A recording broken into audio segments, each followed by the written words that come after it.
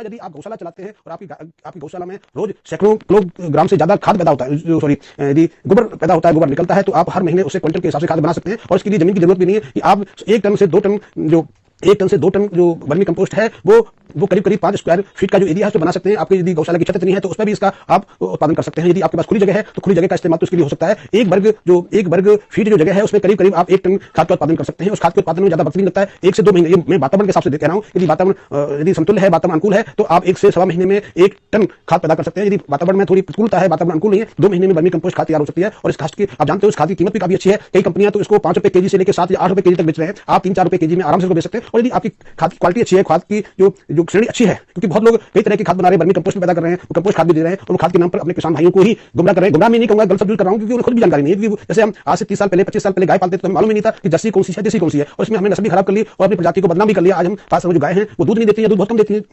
तो इसमें हमारी गलती नहीं, हमें जानकारी नहीं है। हमें जैसी जानकारी मिलती है जो भारतीय वातावरण के अनुकूल नहीं है, तो आपको भारतीय वातावरण के अनुकूल केंचुआ का प्रयोग करना है, वो भी आपको मिल जाएंगे। भारत सरकार भी उसको उपलब्ध करवाती है। हर राज्य में ऐसे सेंटर बने हुए हैं जहां से वो आप केंचुआ ले सकते हैं। अन्यथा किसी तरह की परेशानी है, जानकारी लेनी है या आपको केंचुए चाहिए, तो मुझे सब प्रस्तावित कर सकते हैं। मैं भी आपको वो मार्ग दिखा सकता हूँ, मदद कर सकता हूँ कि यहाँ से आप जो केंचुआ ले सकें। लेकिन विदेशी आयते जो आप जो केंचुआ लेते हैं उसकी उर्वरा शक्ति भारतीयों की तुलना में थोड़ी कम रहती है।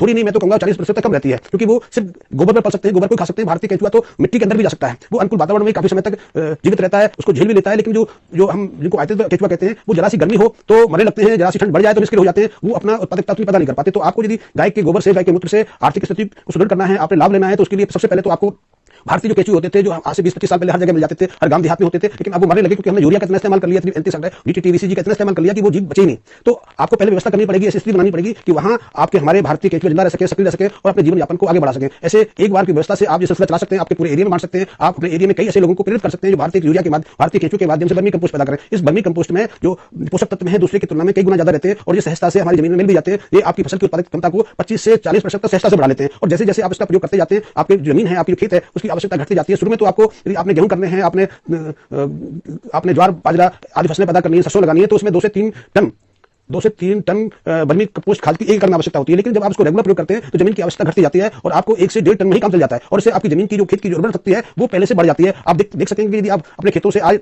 जितनी फसल ले रहे हैं, 3 साल के बाद आपकी फसल की उत्पादक क्षमता कम से कम 1.5 से 2 गुना बढ़ जाती है और खाद की कीमत घटती है। अभी तो आपको यूरिया दूसरे खाद तो निरंतर ज्यादा मात्रा में लेने पड़ते हैं, कई बार छिड़कने पड़ते हैं, तो इससे खर्चा भी ज्यादा पड़ता है, इससे जमीन की भी उर्वरता शक्ति घटती जाती है, आपकी जमीन अनउर्वरक होती जाती है। लेकिन वर्मी कंपोस्ट आपके खेतों की जान है, आपके खेतों की शक्ति है, वो टॉनिक है, वो आपको जीवंत करती है, वो जीवन आपकी जमीन को ना तो बांझ होने देगी, ना उसकी उर्वरता शक्ति बढ़ने देगी, और ये आपके लिए बहुत महत्वपूर्ण होगी। तो आप यदि वर्मी कंपोस्ट का व्यापार करना चाहते हैं तो सहजता से हजारों रुपए महीने आप कमा सकते हैं। यदि आपके जगह नहीं है तो आप छत का प्रयोग कर सकते हैं, या फिर अपने आसपास थोड़ी बहुत भी खुली जगह है उसका सदुपयोग भी कर सकते हैं। यदि आपके पास ज्यादा जगह है, आपके पास बीघे के हिसाब से, एकड़ के हिसाब से खेती है, तो उसमें से कुछ भाग लेकर भी आप हजारों रुपए महीने कमा सकते हैं। और यदि इसको आप बड़े स्केल पर करना चाहते हैं तो इससे लाखों रुपए महीने की आमदनी आप कर सकते हैं, जो उसके लिए खर्चा आपको ज्यादा नहीं चाहिए।